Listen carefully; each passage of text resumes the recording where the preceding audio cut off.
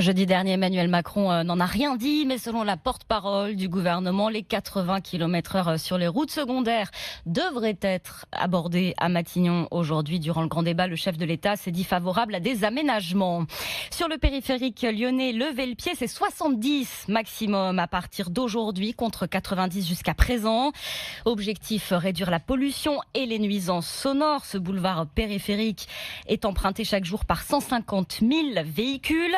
Évidemment, la mesure ne fait pas l'unanimité. La métropole promet d'ailleurs de l'évaluer en fin d'année.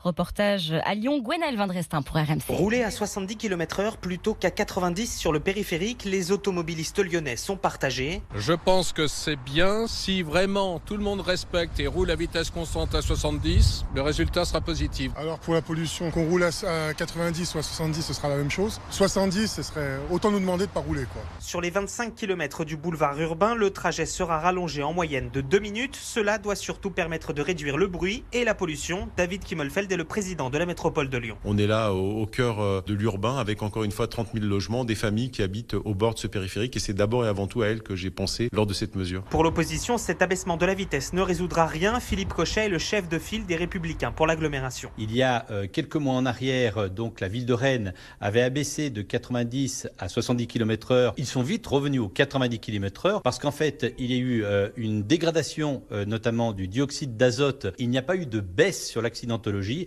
donc ça a été un échec total. Et les 4 radars automatiques du périphérique seront reparamétrés pour flasher à 70 km/h d'ici une quinzaine de jours.